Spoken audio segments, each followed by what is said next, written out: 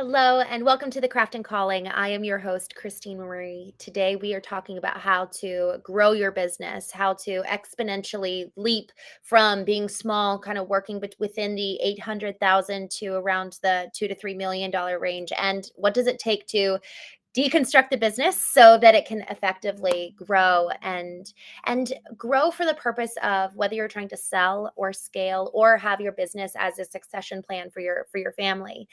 I am so incredibly thrilled. Matteo, thank you so much for joining us. Co-founder of Reconstruct Consulting Group, where you all really work with implementing the systems and the leadership and clarity in place that's necessary to get the business to where it needs to get to. Thank you so much for joining me today. Absolutely glad to be here. So glad to have you, Matteo. It's really interesting because when we were in the green room, we were talking about what it is that you all are doing that really makes kind of that exponential change. And we were talking about how there's different aspects of the growth trajectory for businesses, and a lot of it is predicated on the leader. So I'd love for you to share just a little bit more about your experience and your story that's gotten you to where you are today, and then we'll talk about some really key. I think of it as kind of core tenants, like the pillars of a building that are necessary for the business to be able to get to the next level. But first and foremost, who are you?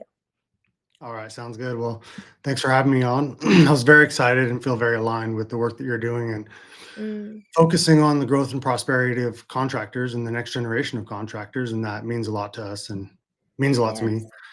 So I started, as a many do. My dad was into building and he worked more on our Mm, house and then kind of like would do work for other people, but he was like close to home, right? Because grew up not very much money. So my dad always said, this is what you got to do. You got to, your time and your sweat is your mm, investment. So he rebuilt our house and I watched him and continued on. And, you know, some people just fell in love with building. That was not me. I was kind of kicking and screaming, honestly. I didn't have anything that I was lined up that I was like, okay, I'm going to go do this. I'm going to go, be a coder or whatever.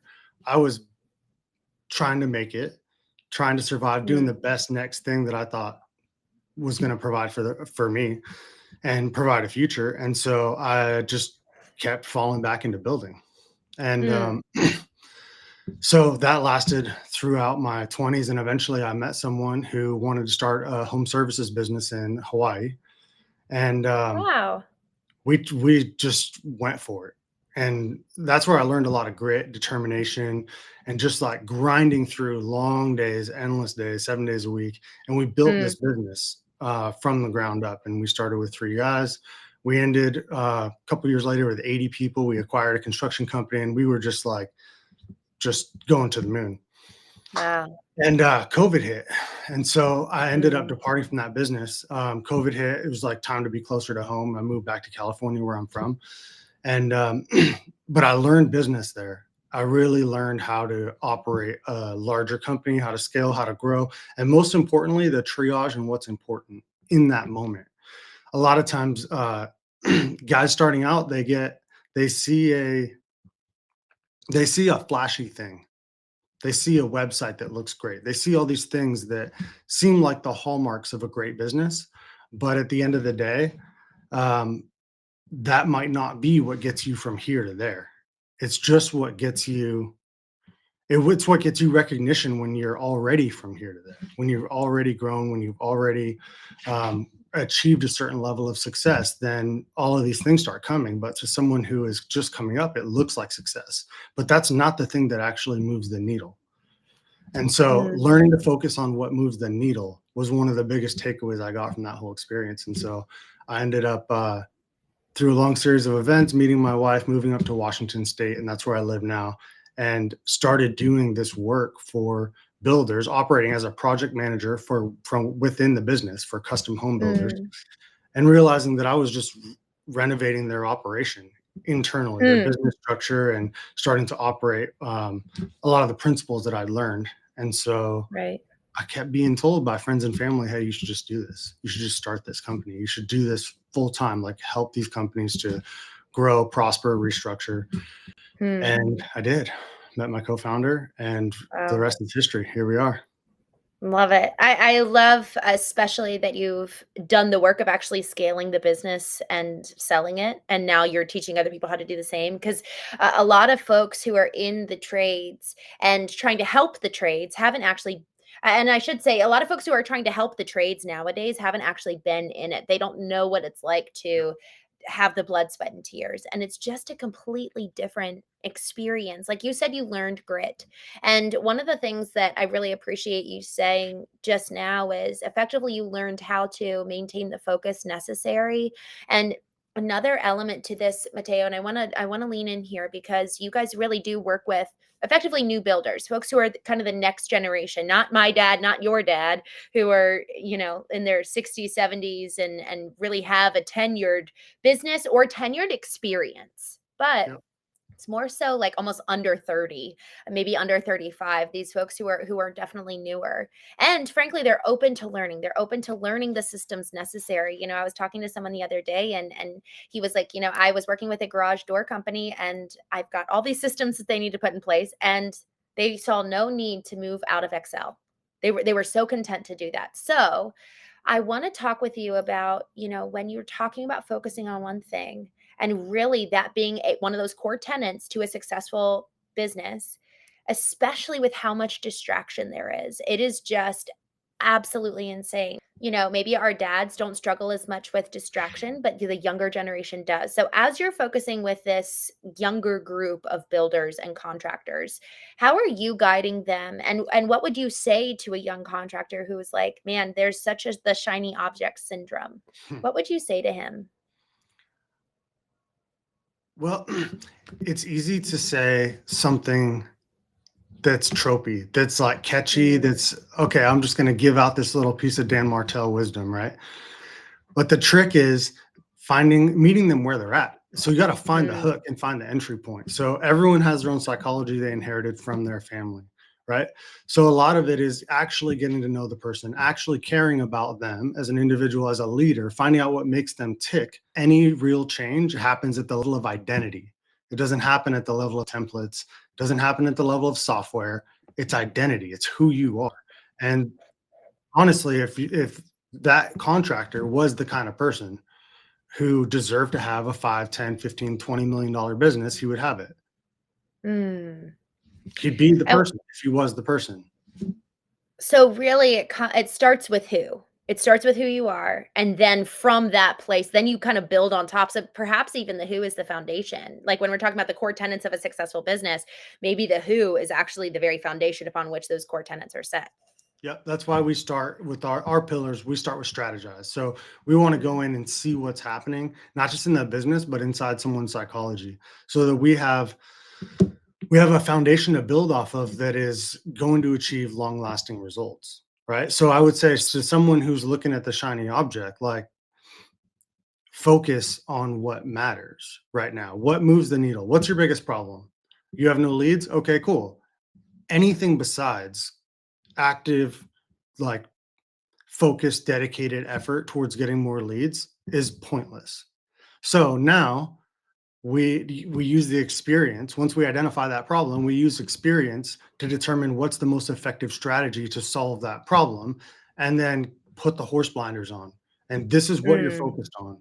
You might have a secondary priority in there. You might have a third priority in there, but this is number one. This is the strategy, and now we're here to hold you accountable. You just mm. said this is the strategy. Now implement it. Now do your job. Right? Focus. Yes. Don't get distracted. Do your job. And so when we meet, it's a lot of that. Like I had an owner who was very excited, extremely excited about getting a showroom.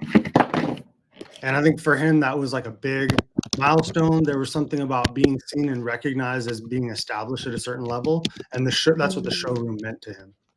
So mm, that was going to cost money though. That mhm, wasn't going to make money. It was going to cost money in overhead and all this stuff. And so we mm, really, over the course of many sessions, just had to beat it out of him. Like, hey man, this is actually just going to cost you money. Like, what's your main focus right now? Oh, you have two guys, neither one of which you really trust and can rely on. One of which has got one foot out the door, but you want to open a showroom. Okay, explain to me how that works, right? mm, And so that seems obvious to someone on the outside, But when you're on the inside and you're struggling in the day to day and it feels overwhelming, you're looking for a light at the end of the tunnel that Mm, feels achievable and it feels like it's going to solve the internal problem that you have, right? That's so common. I just want to feel better. I just want this. So we externalize that and get attached to something. And it could be a showroom, it could be an assistant, it could be a new Silverado, it could be any one of those things, right? And mm. other things besides. And so it's really like getting to the root of that, stopping that grabbing energy and getting laser focused on what's actually going to move the needle and making sure that the goals are aligned and it's taking you where you want to go. Like it's Mhm. actually where you want to go, not just where someone said you should be, right? That matters too. So good. Matteo, I want to return to that process. Effectively, it's identity in terms of like who are you, what's there, and then the experience necessary, the how to get there, and then put blinders on. Did I miss a step in that process? No, that's pretty, Got I it. would sum it up a different way. I'm one of the stream of consciousness type people. So I don't like to be put in a box. I don't like to put other people in a box. All right, So I we'll always end add up to this then. summarizing it a different way. But yeah, that encapsulates it pretty well. Good, good. Because I want to go back to identity. I want to go back to psychology. You said this sentiment. You said everyone has their own psychology that they inherit from their family. Mhm. And for some, I would anticipate, I haven't seen many of these types of conversations in the trades before. Even on the podcast, most of the time we don't get that deep into conversations like this. So while we're talking about how to get to the next level of our business, it's so apparent because you've done it. You're working with founders to do this. It's so apparent and proven that actually it's predicated on who we are. So we have to talk about the identity piece. We have to talk about psychologically. Can you talk about that? You said we have our own psychology inherited from our family. What does that mean? All right. This is one of my favorite topics. So everyone's born into a family. And I'm of the belief that we're born into that family for reasons, right? Or maybe not we're born into there for reasons, but it's helpful in development to put meaning into things. Whether it has meaning or not is kind of irrelevant. So if I have a father who's very strict and who's got kind of that military style discipline and all that stuff, like there's a reason I can make a meaning. I can make a reason why he was the dad that I got and why, like what are the benefits, what's the silver lining. There's also going to be some challenges that you inherit from that, right? So looking at it with eyes wide open at the good and the bad and kind of separating out the hurt feelings from what could be beneficial or what could be harmful, and then learning to integrate that so that we don't see it as a curse or something that we are victimized by, but we use it by looking straight at the truth to empower us to make better decisions and to be the best version we can be. Otherwise, what happens is you live shrouded in falsehood, in misconceptions about yourself and about this thing's happening to me, or this always happens, or I act this way and I can't help it. Like any of these stories that are less than empowered, that are less than full of agency, we want to eradicate that. And so a lot of this, it's interesting because I'd like there to be a set process where like you answer these 47 questions and I'll tell you your psychology. And I found it doesn't really work like that. I look for entry points and hooks. So I'm looking for a spot where Mm, someone says something and in the back of my brain somewhere, it clicks and it says, oh, okay, there's something here. Let's drill into this. Let's talk more about this, right? Because right. if they come to us, they're subconsciously, they made up their mind that they want something different. I've Hmm. never found an exception to that rule.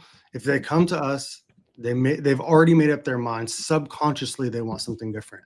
So even if they don't intend it, oftentimes they bring stuff up that gives me that hook, that gives me that entry point into their psychology, and they're not even meaning to do it. But because subconsciously they already made the decision, this is the same subconscious at work that if you never look at it, if you never examine our motivations and how we're put together and why we're made the way we're made, That's going to cause you to run a successful business into the ground because you feel like you don't deserve it, right? This is the same thing, same dynamic at play. So we harness that for the benefit of the individual by examining these inherited beliefs and then helping to remove the toxic ones and install healthy patterns in their place. Mm. I love it's like, let's look at the inherited and then install new. It's so intentional because honestly, otherwise we're operating on default. We're Mhm. operating on autopilot in so many ways. And it's not just in terms of our behavior. It's like, how can you drive home and then not remember how you got there? It's like, wait, I actually have driven this way so many times, but if I was to give directions, I actually don't really know if I know how I got there. And so it's kind of like that with our thinking. We have these very core instilled stories in and about ourselves, about other people, about success, about finances, about the world at large. And so if we're not doing the work to actually encounter and kind of face those and square off with those, they very well could be in the driver's seat and potentially limiting us from the ability to get to that next level and the ability to experience real change. Um, Mateo, I want to, and you're frozen on my end, so I don't know. I don't know if it's my internet or yours, but I will just keep going until you cut me off, and hopefully you can hear me. Um, I'd love to lean into how we can. You talked about entry points and hooks, and one of the things that I have found that's most helpful for me to be able to kind of identify what are those narratives, what are those stories that I inherited. One of the best ways for me to do that is by actually dedicating space in my life whenever I encounter some kind of discomfort and any type of emotion that comes up that catches me by surprise. That's usually a sign that something's wrong.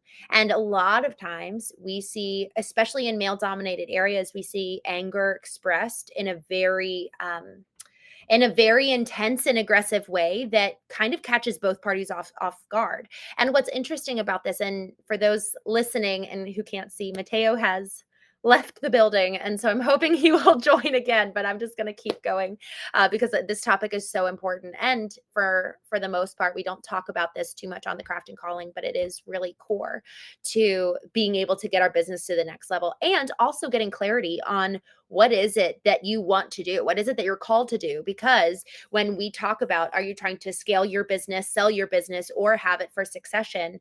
We actually need to handle the way that we operate the business differently based on what we want.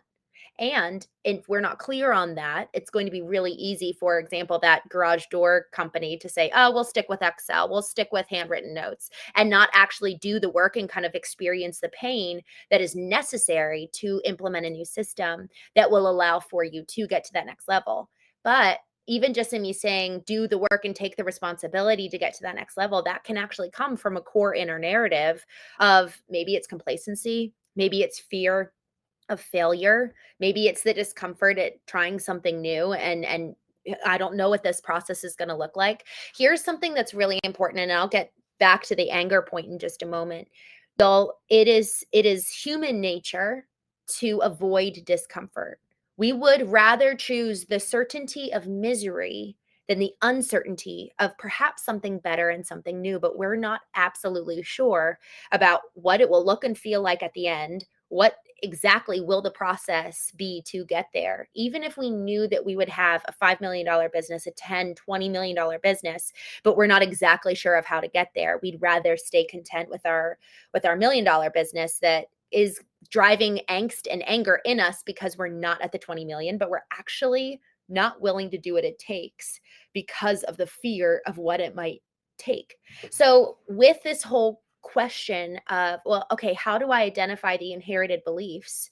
That that concept of really identifying and sitting with what emotions take you by surprise, what catches you off guard.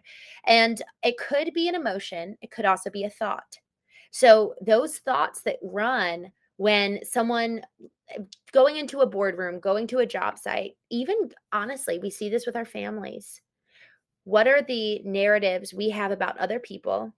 because so often we end up having them about ourselves. The way that we judge others is usually a reflection of the way we judge ourselves. So sitting with the discomfort, sitting with the anger, and then asking why, and following the why like a yellow brick road down to the core story, the origin story. Usually there's a story of what happened that led to us inheriting that narrative to begin with. So Matteo's back. Matteo, thank you for joining us again. I was just sharing a little bit. I took your tangent and ran with it about the inherited beliefs. So thank you for that. I was sharing a bit about my experience of working to identify what are the narratives for me that have come up and how do I actually get to the root, and really asking why has been incredibly helpful to just really sit with what is the core story that catapulted the narrative to begin. Was it modeled for me, Right. the viewpoint on the world or the narrative on the world, or was it something I actually experienced as a child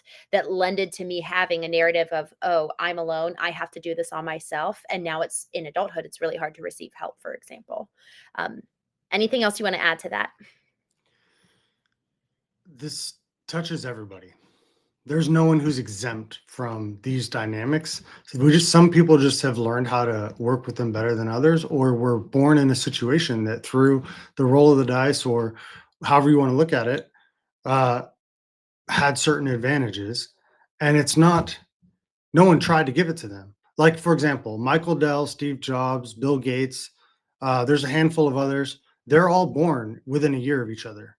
And they all had significant advantages when it came to the access to computers at their schools. This is a function of timing, a function of proximity to the school, not necessarily the best school, but the school that adopted computers at the right time when they were the right age to be able Right. to accelerate their timing. So some people were born into a family of builders, and they also had psychology implanted from their parents that was conducive to them doing the thing, right? They Mhm. also probably had some darker sides of that, some downsides of the psychology that was implanted, both on purpose and on accident, that they contend with as well. Like nothing is all good and nothing is all bad. So I think Right. that's the more we can integrate and learn from what we inherit, the more Mm. capable we are, and the more we're actually like looking at reality. Mm.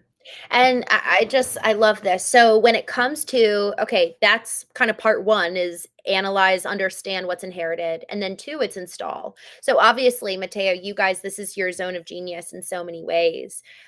For those listening, we'll talk at the very end about what it might look like if they want to come work with you guys. But for those listening who are driving right now between jobs and are like, okay, I actually am intrigued by this, let me do the first part, which is asking why of the emotions that come up, and analyze what's the story, what's the narrative there, how do I view the world, but how do I then install a new narrative in its place? How do I, we don't just want to take out the bad, but how do we implant something good? There's a book, it's very short, called As a Man Thinketh. And Mhm. I love that book. It's almost like the book of Proverbs in the Bible. It's just like all these good little sayings about the mind is like a garden. And so if we pull something out, well, if it just remains as it is, it might grow back weeds. So we can't just pull something out. We need to plant something new with intention and install a new program. So how do we go about doing that? Well, it's an interesting question. There's two frames for this. One is you're doing it alone, or what feels like alone, and two is with mentorship. So mentorship is the accelerant. There's a lot of ways to get that. It could be your uncle, it could be probably not your parent. Maybe it is your parent, but could maybe not be, depending, because they had a really key hand in building the dynamics, right? So it can be really helpful to have that be someone external to those relationships. But you never know. Sometimes it's the parent is the right one later in life as adults. So there's that part of it that's like having intentional conversations with people who have your best interests at heart, who don't have an Right. ulterior motive, and who see who are able to see you clearly and see your patterns. And then this is someone that you can also be vulnerable with about the things that you struggle with, right? So it's that reliance on our peer group or on our mentorship. Church is often a place where that's found. You can find people who you want to be like. And number one criteria for that is that you want to be more like that person, right? That's number one. Then the other is for someone who feels like they're doing it alone. They're not actually doing it alone, because you can go and get mentorship from other people in the form of books, in the form of podcasts, right? So it really comes down to intentionality. So why are we doing that? Why are we consuming this media, right? You'll scroll Instagram all day long and you read something on Instagram about business and think that actually changed you. But it doesn't. We're just consuming something that we could regurgitate later, but it doesn't go in deep enough to actually change a person. That's why this books and even longer form podcasts are helpful. Like if you feel yourself, if the emotion doesn't swell with it, then it's not deep enough. And if it doesn't like make you uncomfortable or make you want to cry or make you like react in a visceral way, you're not operating at the identity level. You're just conceptualizing it and thinking about it, but that's not enough. You've been thinking about all sorts of things your whole life, but until you accept it into your identity, it doesn't create meaningful change. So I would say if someone is feeling alone in their journey, one really cool way to solve for this is to like read autobiographies of people who have struggled. It's like get inside the mind of someone who has struggled. And that could be listening. I used to listen on job sites all the time, just constant repeat, different audiobooks that were helpful on job sites when I'm doing, I'm mudding a room. There's nothing else to do besides mud the room. So might as well be like enriching myself with some of this and allowing it to sink in. And a lot of it comes down to intentionality. But I often find that when someone feels like they're in it alone, and then they put the intention out there to start to uncover some of these patterns, start to work through it, they often attract someone who can support them in doing the work. So interesting. Your point about the emotion. I just had this while you were talking. I just had like this little visual of effectively like drilling into the earth. Like you're drilling through the logical mind and drilling, and then when you hit the emotion, you've hit oil. Now you know you've gone deep enough. Yeah. And until we hit that level of emotion, it's the integration of intellectual intelligence with emotional intelligence that allows for real change. It's like they have to come together and the emotion has to be sparked. Otherwise it's just head knowledge. It's not heart. Like the real heart impact allows for heart change and thus life change. So I love that you said that. And Matteo, there's something about you saying that coming from the male perspective.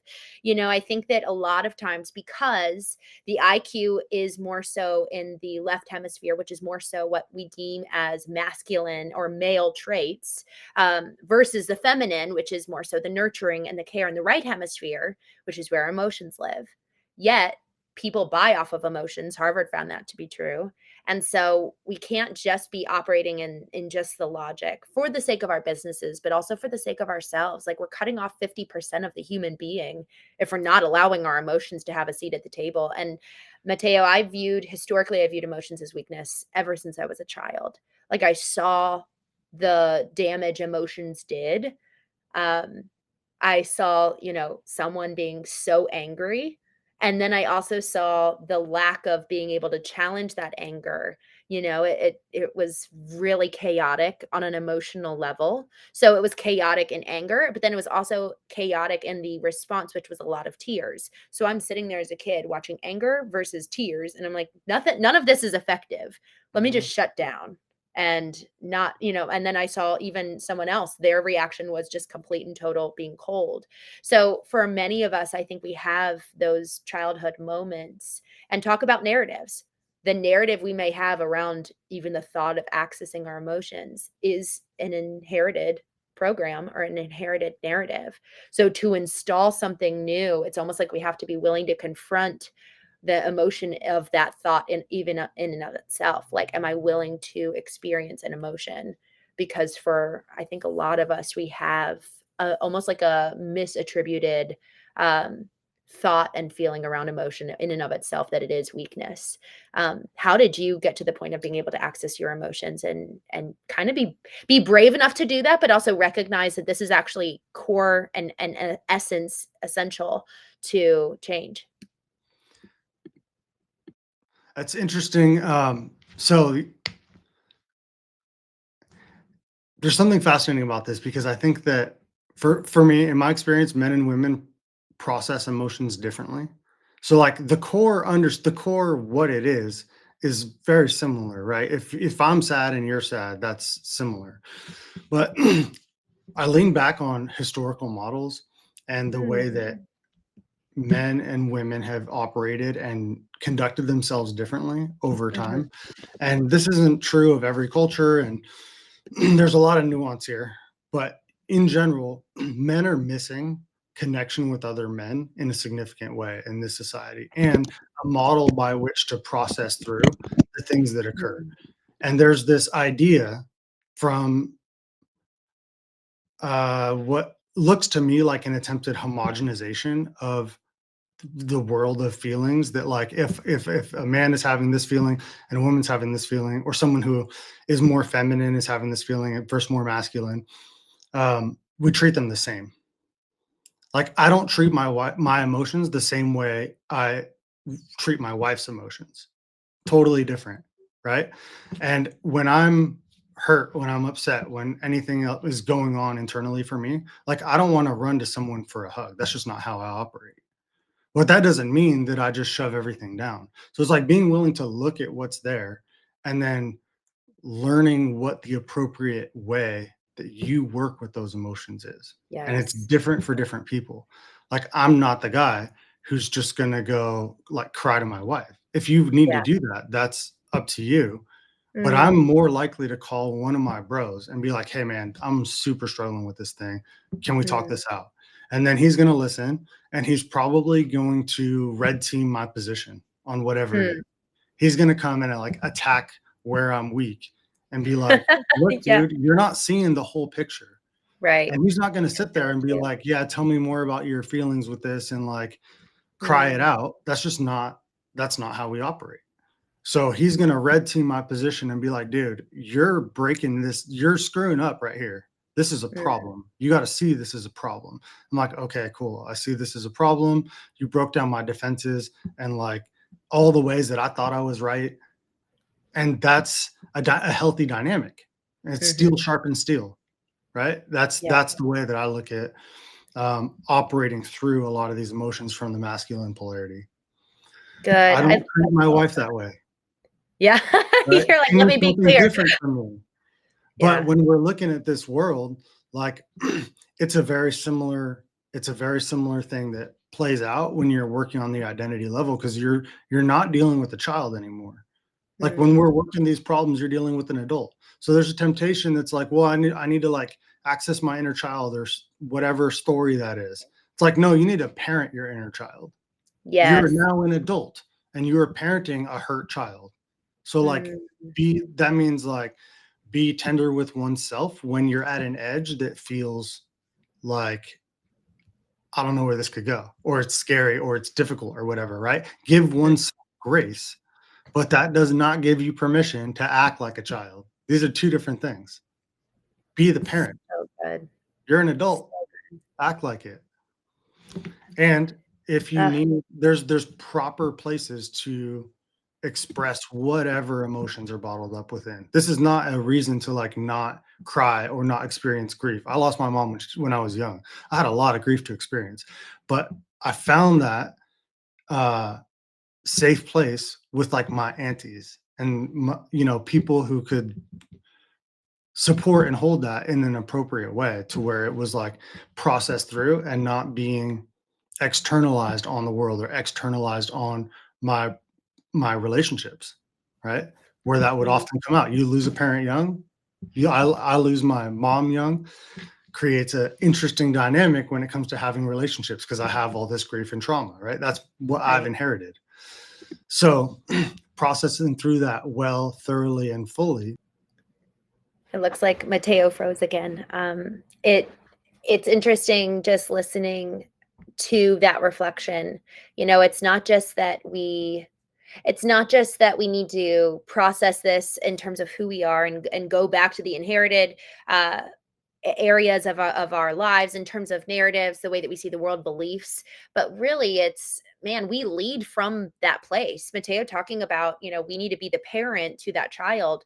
We also need to be able to be the leader in the boardroom and be the leader in the bedroom. We want to actually be consistent in how we show up across every level of analysis, regardless of who we're engaging with. Now, to his point, having the ability to almost adjust and temper delivery for his wife versus his COO.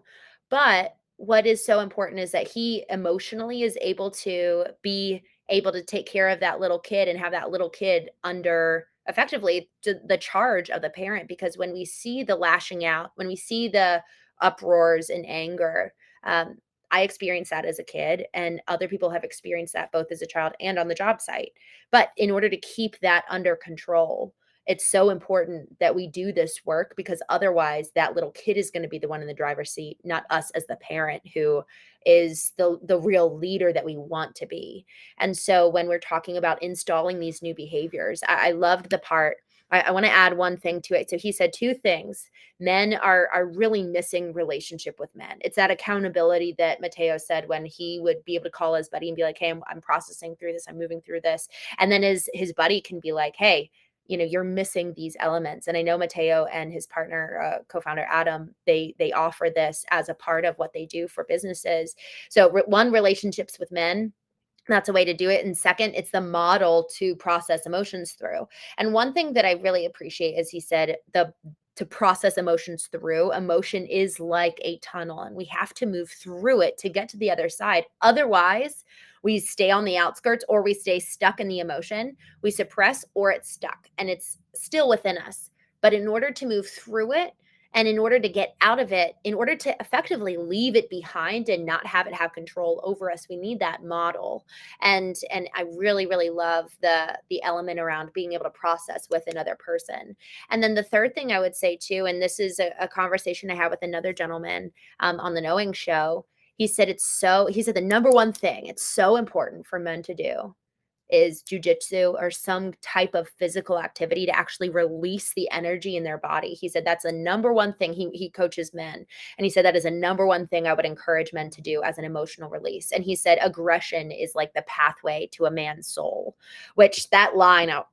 Wow, that's powerful. So really, when it comes to men moving through emotion, and I will say, I actually, as a woman, I do not process emotions in that way. I actually don't like talking to another person, um, whether it's crying with them or just talking through it. I actually need to go inward and really figure out. And I kind of have my own model and process of moving through emotions, but it's really important because I don't want to linger there. So a question I think for all of us is, what is my ideal? What do I want? How do I want to show up emotionally with my family, with my kids, with honestly, even with my team, with my partners, co-founders? Because y'all, when we think about legacy and what we leave behind, it's the financial piece. It's also, yes, hopefully a business, but it's also the relationships that we build along the way. Legacy is financial and legacy is relational. So it really actually comes down to, what do you want your relationships to look like, feel like, sound like? And then working backwards from there. Okay, well, then who do I need to be in order to deliver that kind of experience? Matteo, I wanted to move to the next piece of this, which is experience, how to get to the next level. So it's kind of like, okay, internal, this is some of the work we need to do. Okay, external, what are some real practical tactics that you have employed for your clients, your customers in the past? What are some of the things that have really moved the needle for them to grow their business? So what's really moved the needle the most, I touched on this earlier, is really zeroing in on what the next right thing is to do. Mm, So a lot of people I see, distributed focus is probably is the single biggest thing. And then half measures is another one. I mean, there's a lot of things. It gets a little complicated. The model is simple for the most part. Construction model, it's not like massive corporations. Like, it is not that complicated. But the execution of the model thoroughly and properly is complicated, because you're dealing with people and you're dealing with something that already exists, right? I don't get people who have never been in a business like coming to me and saying, hey, I've got $50,000 in the bank. I want to set up the business the right way. How do I do that? Like that doesn't happen very frequently. If that's you, reach out because we can make something great very easily. But most often there's an inherited set of circumstances that we get. And so it's about parsing through that and finding what is the biggest point of leverage right now. It could be a team restructure. It could be uh, finding a way to get more leads. It could be fixing production problems. It could be hiring. Like it really is individual. That's why template packs don't work. That's why one size fits all models. And like a lot of the coaching that's out there, it's not as effective because they're not taking into account like what the actual person is experiencing. Mm, There's good. definitely So, tons of coaches that are great out there. I don't want to throw shade on the industry. There's great coaches out there, but what they're going to do is they're going to talk with you until they understand where your actual problems are, find the point of mm, biggest leverage, lever on that with everything you have. It's like Elon Musk talks about this all the time. You got to find the smallest point you can to apply pressure to that has the maximum impact and then put all your force on that. what have you found that a lot of people like miss or forget or overlook? A lot of times, that smallest point of impact that can have the biggest leverage, honestly, it's not sexy.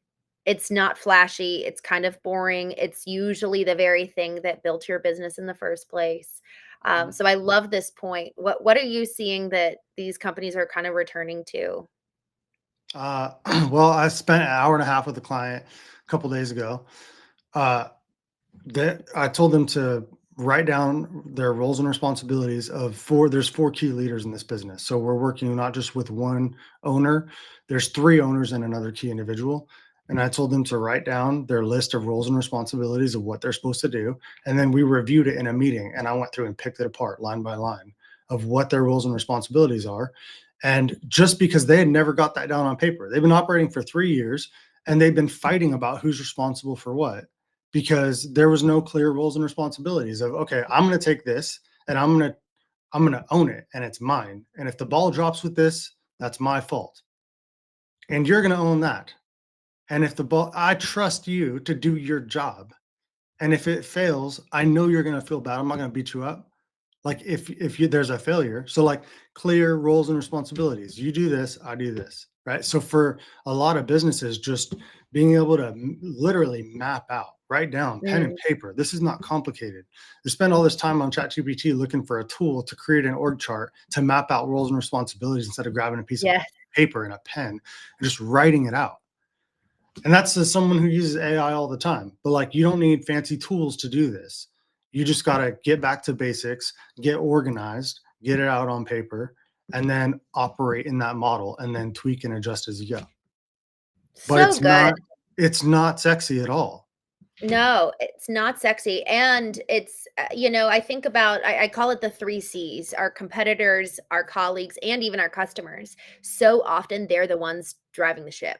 And we're actually not the ones in the driver's seat. We're listening to everybody else. It's all external versus internal. And I'm excited to have your co-founder on here, Adam, to talk about kind of the internal drivers versus external. So I'll save that conversation. But to this conversation, man, it's wild how much we're reactive versus proactive. Even grabbing that sheet of paper, writing down your roles and responsibilities. Now you're the one actually taking charge of your business rather than just putting out fires all the time. Definitely, definitely. So that's a big one. And then there's a narrative around hiring that there's no good people and all people suck. And it's like really like depressing narrative. And that's just not true. It's not true. It's a very good reason why you can't grow your business. It's a very good excuse why you can't grow your business. It's actually not true. There's great people all over the place. They're already working for someone else. How do you think that house over Mm, there that's getting built that looks amazing is getting done? It's because they got yeah. great people. There's like this whole narrative, and a lot of it you could sum it up to misconceptions about reality. They're like, okay, this is, there's no work, there's no good people, like all of this defeatist mentality, which stems back to that identity level stuff. That's why you have to fix it at that level because it all trickles Mm, down from the leadership. That mindset trickles down. So then that brings me to another key point, which is culture and like, what are you actually building, right? Mm, Allowing toxicity to remain inside of a team, mm, absolute failure, absolute yeah. failure. So policing one's culture so that we create an environment in which high performers will thrive, and we focus Mm. on finding, hiring, training, and retaining high performers. That's another just like worth its weight in gold. Mm, so good. The time to really train, because to your point, it's the top down. I actually had my brother on the Craft and Calling a little bit ago, and we were likening, the leadership team to commanders on the field of battle. Who are your generals? And who are the PMs are effectively like the colonels, and you've got these people who are really like the representative of the founder owner brand, and it's the brand. Mhm. So really being clear on, okay, well, who do we want to be? Because the same analogy, the same conversation around, what's the foundation of the who as the individual is also the same concept of, well, who is the brand? What are the Yep. values? What's the mission? Why are we getting out of bed every morning? It's the same kind of thing. Like we need to know who we are personally and as a company, because otherwise there's going to be, man, just so much inconsistency. And to your point, the bad apple that can be highly, highly, man, it can be poisonous. It like Yep. permeates throughout the entire team. So Brand is another fun one because most builders, especially new ones, are like build house. That's the brand. yeah. I build house brand. It's like the last thing to think about. Yes. But building trust, building repeat clients, that kind of thing, it matters. Like having that name definitely matters. But this is where you get back into the details, right? Devil's in the details. Does the brand matter? Absolutely. Does it matter if you're a one-man shop who's trying to find work next week? Like, probably don't focus on that. You need to focus on the long term, on the medium term for sure. But when it comes down to what do we do tomorrow, that's where Mm, it's like this matters. And honestly, mm, one of my favorite parts of my job is shepherding people from the like $300,000 range and getting that breakthrough to building an actual team. And from here to there, mm, because that's really where you see a carpenter turn into a business owner. Is you yeah. can do it at that range, and then they just grow and grow and grow from there. A lot of times Mm, people fall into it and end up having a $2 million business without having to do that transition through a mm, series of circumstances that occur where it's basically luck. It just falls into their lap. mhm, They're so good at the production, they're so good at doing the work that it just happens, right? But the back end is terrible. They couldn't get a business loan if their life depended on it. Like none of the other stuff is actually working, and they're getting home at 7 or 8 at night. That's another mhm, factor. It's just like home life balance or a work life balance is an overused term, but that's a goal for a lot of our clients is to be able to get to the games, to get home before dinner, that kind of thing. And like that only happens with systems. It only happens mm, with a team you can rely on. And if you're up all night worrying about some toxic player on your team that you don't have the guts to fire, like yes. that's not a life I want to live. Like No. how do we move through that, right? What how do we change ourselves to create a different reality? Mm, Fundamentally, that's the question. It's always the mm. question. And there's so much power in that. There's Yeah. so much power. Man, as we're looking at 2026, one question, one practice, what's one thing that those listening can do to identify what's my one thing? Mm. Write down all the things.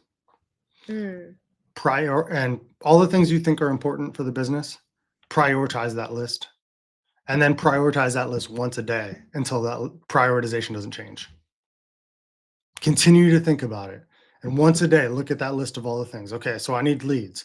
I need to hire someone. I need to do this, that, the other, right?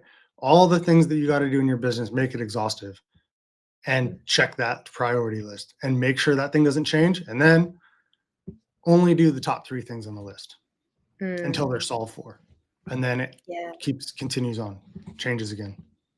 good. Love it. Love it. Get it all out of your head. These Mateo, people thank you so much.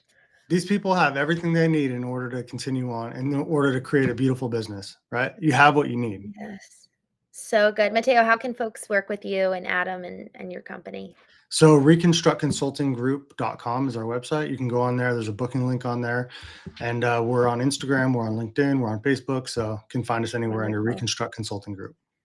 Wonderful. Y'all, these guys, they're really making big change in the business. And I'm so privileged and grateful to have you here today, Matteo. Thank you so much. And All right. is there anything else you'd want to add before we jump? That's it. You can do it. You can do it. Nice. Y'all, thank you so much for joining us on The Craft and Calling, and we will see you next time. If this conversation resonated with you, if you recognized a bit of your own story in it, know you're not alone. This work is so demanding, and we were never meant to do any of it in isolation. Now, before we wrap up, I am so grateful that this podcast and the Craft and Calling community are supported by Foundation First, a company dedicated to helping businesses like yours grow through a strong digital presence that attracts the right customers so that you can spend less time chasing work and more time leading well. As part of that support, we are offering free marketing consultations to help you take a step back, gain clarity, and together we will explore what's possible for your business and for the legacy you're building. Visit foundationfirstmarketing.com to learn more. Friends, thank you. Thank you for spending your time with me today here on the Craft and Calling podcast. And remember, you are building your legacy right now, one moment at a time. I'll see you next week.